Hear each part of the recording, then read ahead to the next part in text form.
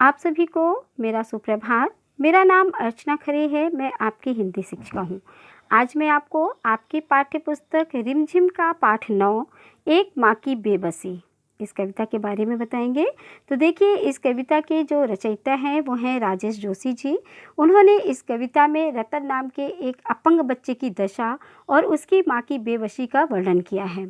रतन देखने में अन्य बच्चों की तरह ही था, परंतु वह बोल नहीं सकता था। ठीक है, वह रोज़ बच्चों के साथ खेलने आया करता था। बच्चों के लिए वह अजूबा था, क्योंकि वे उसे अपनों से अलग पाते थे।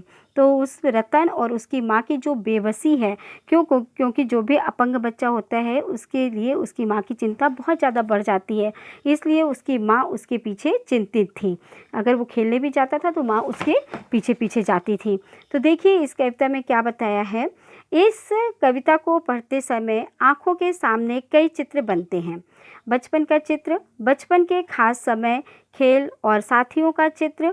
उन साथियों में एक खास साथी था रतन और उसकी माँ। उसका भी चित्र हमारे सामने उभर आता है। कविता धीरे धीरे पढ़ने की चीज़ है। उसे मन में उतरने में काफ़ी समय लगता है, क्योंकि जिस कविता को अगर हम पढ़ रहे हैं तो उसका चित्र जब हम धीरे धीरे पढ़ते हैं तो उसके जो चित्र के भाव होते हैं वो हमारे मन में उभरने लगते हैं।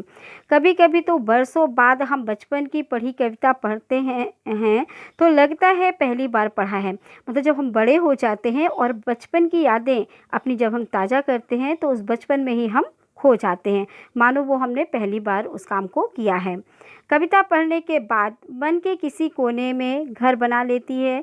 किसी मौके पर वह उभर आती है। कविता, कहानी सबके साथ यह होता है। इसीलिए हमें इससे चिंतित होने की ज़रूरत नहीं कि कविता एक बार में पूरी तरह समझ में आ रही है या नहीं। अगर उससे सिर्फ एक चित्र ही उभरता है तो कविता कामयाब होती है। मतलब जो कविता या कहानी होती है ना, जैसे जैसे हम धीरे धीरे उसको पढ़ते जाते हैं तो उसके जो चित्र हैं वो हमारे मन के सामने घूमने लगते हैं, आंखों के सामने हमारे घूमने लगते हैं। तो हमको इससे घबराना नहीं चाहिए, इससे हमें डरना नहीं चाहिए। क्यों? क्योंकि चित्र अगर एक भी उभर गया तो कविता हमारी कामयाब हो गई। जो भी है, ना जाने किस अदृश्य पड़ोस में निकल कर आता था वह खेलने हमारे साथ। रतन जो बोल नहीं सकता था, खेलता था हमारे साथ। एक टूटे खिलौने की तरह, देखने में हम बच्चों की ही तरह था, पर वह भी एक बच्चा। तो इस कविता में जो कवि हैं रतन जोशी जी, राजेश जोशी जी, सॉरी, इस कविता के जो रचयिता है राजेश जोशी जी, उन्होंने बोला है कि रतन नाम का एक लड़का है जो अदृश्य माने किसी भी रूप में मतलब किसी तरीके से जो दिखाई ना दे हमें, वो होता है अदृश्य। ठीक है, तो रतन नाम का एक लड़का है जो अदृश्य पड़ोसी की तरह निकल आता है, जो हमें कभी भी दिखाई नहीं देता, मगर कभी कभी वो हमारे सामने आ जाता है खेलने के लिए हमारे साथ। रतन जो बोल नहीं सकता, रतन जो है वो गूंगा है, उसकी आवाज़ नहीं है, वो बोल नहीं सकता, मगर खेलता था हमारे साथ, बच्चों के साथ में वो खेलता था, मगर वह बोल नहीं सकता था। वह टूटे खिलौने की तरह, देखने में हम बच्चों की तरह ही था। वह भी एक बच्चा, मतलब जो रतन नाम का लड़का था वो सारे बच्चों की तरह था, मगर वह बोल नहीं सकता था। टूटे खिलौने की तरह वो हमारी ओर देखता था। क्यों? क्योंकि खेलता तो था मगर कोई भी बात अपनी वो उसको समझा नहीं पाता था। लेकिन हम बच्चों के लिए अजूबा था, क्योंकि हमसे भिन्न था। वो बच्चों के लिए अजूबा का मतलब होता है विचित्र। ठीक है, जैसे विकलांग बच्चे होते हैं ना, तो कुछ अलग ही तरीके से रहते हैं। तो वो बच्चे सारे कहते हैं, जो उसके साथ ही रहते हैं, वो कहते थे कि ये बच्चा हमारे लिए एक विचित्र तरीके का है, अजूबा है। क्यों? क्योंकि वो हम सबसे भिन्न था। हम सब खेल सकते हैं, बोल सकते हैं, लिख सकते हैं, उठ बैठ सकते हैं, पढ़ सकते हैं, मगर वो बोल नहीं सकता था। थोड़ा घबराते भी थे हम उससे, क्योंकि समझ नहीं पाते थे। हम उससे थोड़ा डरते भी थे। क्यों? क्योंकि उसकी बातों को हम किसी भी तरीके से समझ नहीं पाते थे। वो अगर कुछ कहने की भी कोशिश करता था, समझाने की भी कोशिश करता था रतन, तो हम उसकी बातों को नहीं समझ पाते थे, क्योंकि समझ नहीं पाते थे। उसकी घबराहटों को, इन इशारों में कहीं उसकी बातों को, ना उसकी भयभीत आँखों में हर समय दिखती। मतलब जो उसकी मतलब बेचैनी थी, जो वो उसके अंदर की घबराहट थी, उसकी बेचैनी थी, जब वो अपने इशारों से हमको समझाता था तो हम उसकी बातों को बिल्कुल भी नहीं समझ पाते थे, और वो हमेशा डरा हुआ भी रहता था। क्यों? क्योंकि वो हम सबसे एकदम अलग था, हर समय दिखती।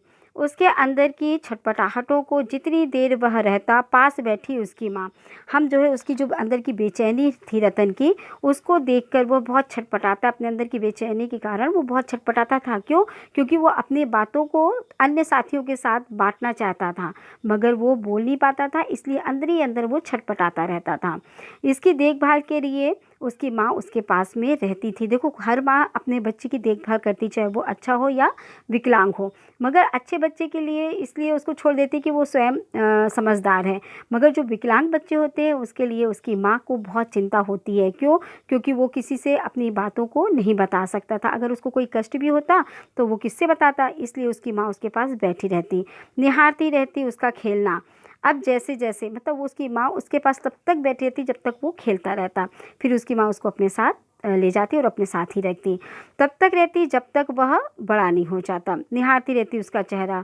अब जैसे जैसे कुछ बेहतर समझने लगा था, जैसे जैसे वो बड़ा हुआ वैसे वैसे उसकी समझ आई और वो उसको कुछ समझ में आने लगा था, धीरे धीरे वो समझदार भी हो गया था। ठीक है, उसकी भाषा जो वो बोल नहीं पाते, याद आती है रतन से अधिक उसकी माँ की आंखों में झलकती उसकी बेबसी। मतलब रतन से ज़्यादा, क्यों, रतन तो बोल भी नहीं पाता था, मगर उससे ज़्यादा उसकी बेबसी, उसकी मजबूरी उसकी माँ की समझ में आती थी।